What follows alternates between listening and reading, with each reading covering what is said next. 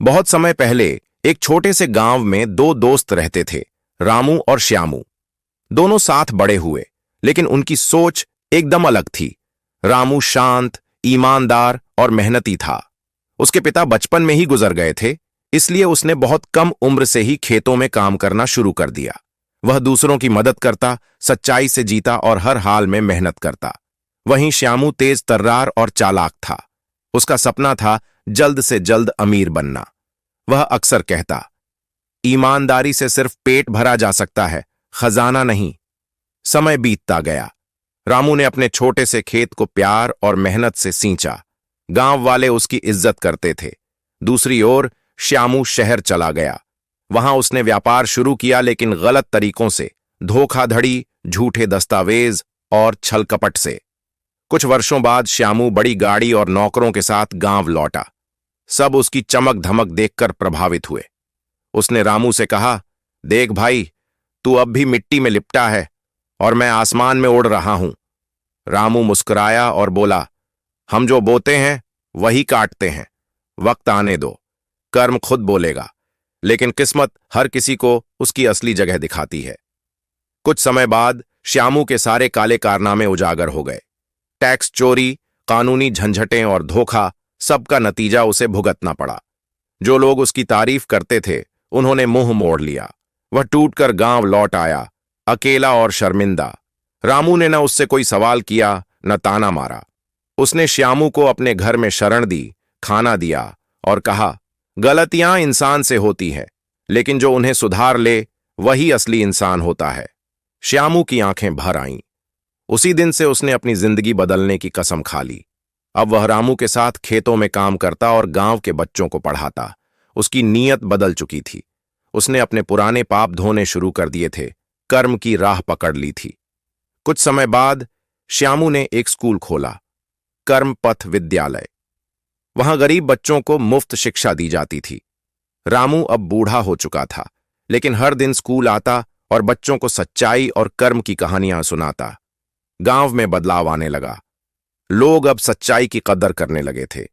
बच्चों को रामू और श्यामू की कहानी सुनाई जाती थी कि कैसे एक गिरा हुआ इंसान भी फिर उठ सकता है अगर वह अपने कर्मों को सुधार ले। फिर एक दिन रामू शांतिपूर्वक इस दुनिया से विदा हो गया, लेकिन वह सिर्फ शरीर से गया था। उसकी आत्मा, उसका विचार, उसका कर्म स्कूल की हर दीवार में जीवित था। श्यामू ने स्कूल के सामने एक स्मारक बनवाया, जिस पर लिखा था, जो बोया वही पाया। कर्म का फल अमर है। कुछ वर्षों बाद सरकार ने श्यामू को राष्ट्रीय शिक्षक पुरस्कार से नवाजा। मंच पर खड़े होकर उसने भावुक होकर कहा, अगर रामू भैया न होते तो मैं आज सिर्फ एक गिरे हुए इंसान की तरह मर गया होता। उन्होंने मुझे उठाया, जीना सिखाया। यह सम्मान उनका है। और फिर जब श्यामू बूढ़ा हुआ तो उसने अपने सबसे प्रिय छात्र को स्कूल की चाबी सौंपी और कहा, बेटा, यह स्कूल सिर्फ ईंट और दीवार नहीं है, यह रामू भैया का सपना है। इसे जिंदा रखना। उस दिन श्यामू ने मुस्कुराकर आंखें बंद कीं और शांति से विदा हो गया। श्यामू अब इस दुनिया में नहीं रहा था, लेकिन उसके द्वारा बनाया गया कर्मपथ विद्यालय पूरे जिले में एक आदर्श बन चुका था।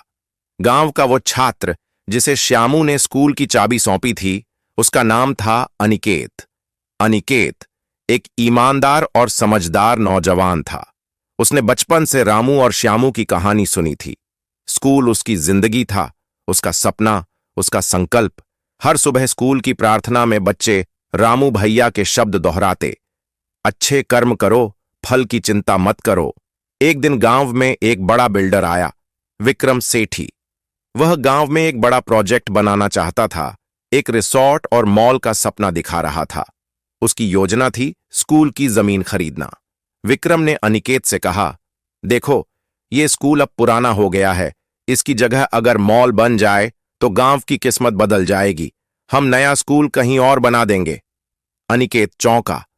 वो जानता था कि ये जमीन रामू और श्यामू के कर्मों की जमीन थी। उसने विनम्रता से मना कर दिया, लेकिन विक्रम ने हार नहीं मानी। उसने ग्राम पंचायत में रिश्वत दी, कागजों में हेरफेर की और स्कूल की जमीन पर दावा ठोक दिया। अब अनिकेत अकेला था। एक ओर पैसे और ताकत का दबाव, दूसरी ओर अपने गुरुओं की विरासत को बचाने का संघर्ष। अनिकेत ने स्कूल के बच्चों और गांव वालों से बात की। उसने उन्हें रामू श्यामू की कहानी फिर से सुनाई, उन्हें याद दिलाया कि यह सिर्फ स्कूल नहीं, एक विचार है। बच्चे आगे आए। उन्होंने एक आंदोलन शुरू किया, कर्म की रक्षा आंदोलन। गांव की दीवारों पर पोस्टर लगे, नारे गूंजने लगे, हम न झुकेंगे, न मिटाएंगे, अपने गुरु की विरासत को बचाएंगे। मीडिया ने भी इस आंदोलन की खबर उठाई। धीरे धीरे यह मुद्दा राष्ट्रीय स्तर पर पहुंच गया। एक दिन एक बूढ़ी महिला स्कूल आई, हाथ में लकड़ी की छड़ी, आंखों में आंसू। वह श्यामू की बहन थी, जो वर्षों पहले शहर चली गई थी। उसने अनिकेत से कहा, मेरे भाई ने जब यह स्कूल बनाया था तब वो फिर से इंसान बना था, इसे कोई मॉल नहीं बना सकता। उसने पुराने दस्तावेज निकाले जिनमें रामू की हस्तलिपि में लिखा था, यह जमीन बच्चों की है, उनका भविष्य, उनकी आशा। इन दस्तावेजों ने पूरा केस पलट दिया। कोर्ट ने जमीन को शिक्षा के नाम पर संरक्षित घोषित कर दिया। विक्रम सेठी को हार माननी पड़ी। उसका प्रोजेक्ट रद्द हो गया। स्कूल में फिर उत्सव मनाया गया। अनिकेत ने बच्चों से कहा, यह हमारी जीत नहीं, हमारे गुरुओं के कर्मों की जीत है। सरकार ने स्कूल को राज्य स्तर का मॉडल स्कूल घोषित किया और अनिकेत को युवा आदर्श शिक्षक सम्मान दिया। आज भी कर्मपथ विद्यालय की दीवारों पर लिखा है, जो बोया वहीं पाया। कर्म का फल अमर है। हर साल रामू और श्यामू की जयंती पर एक समारोह होता है, जिसमें गांव के लोग, छात्र और शिक्षक एक साथ मिलकर संकल्प लेते हैं कि हम सच्चाई, मेहनत और अच्छे कर्म की राह पर चलेंगे, चाहे हालात जैसे भी हों। 15 साल बाद समय बीता। अनिकेत अब उम्र दराज हो चुका था, लेकिन उसका जज्बा अब भी वही था। कर्मपथ विद्यालय अब एक आदर्श संस्थान बन चुका था, एक ऐसा मंदिर जहां शिक्षा के साथ साथ मूल्यों की शिक्षा भी दी जाती थी। अनिकेत के सबसे होनहार छात्रों में से एक था आरव, जो बचपन से ही चुपचाप लेकिन बहुत ही गहरी सोच वाला बच्चा था।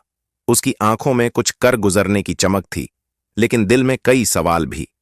एक दिन आरव ने अनिकेत से पूछा, गुरुजी, अगर अच्छाई हमेशा जीतती है तो आज भी भ्रष्टाचार, लालच और झूठ का बोलबाला क्यों है?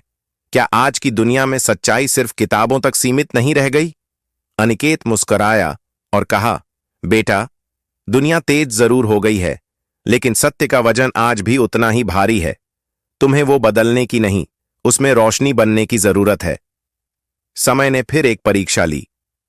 शहर की एक बड़ी टेक्नोलॉजी कंपनी ने गांव में स्मार्ट सिटी प्रोजेक्ट शुरू करने का ऐलान किया, जिसमें गांव के कुछ हिस्से, इंक्लूडिंग स्कूल के पीछे की जमीन, अधिग्रहण में आ रही थी। आरव अब बड़ा हो चुका था और वह तकनीकी ज्ञान में बहुत होशियार था। कंपनी ने उसे एक शानदार नौकरी ऑफर की, मोटी तनख्वाह, शहर की चमक और ग्लैमर। पर शर्त थी, वह इस प्रोजेक्ट के लिए गांव वालों को सहमत करवाए। आरव दुविधा में था।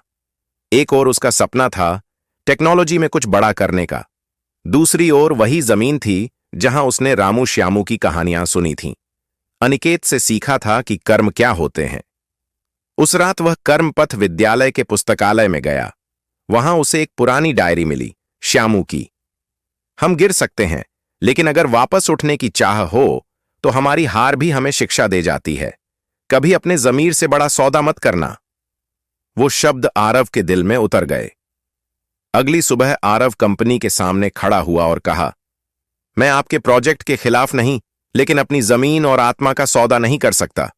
अगर आप गांव में बदलाव लाना चाहते हैं तो गांव की आत्मा को जिंदा रखना होगा। उसने गांव के नौजवानों को इकट्ठा किया और मिलकर डिजिटल ग्राम योजना शुरू की, एक ऐसा मॉडल जिसमें गांव टेक्नोलॉजी से जुड़े लेकिन अपनी जड़ों से कटे नहीं। आरव ने टेक्नोलॉजी को शिक्षा से जोड़ा।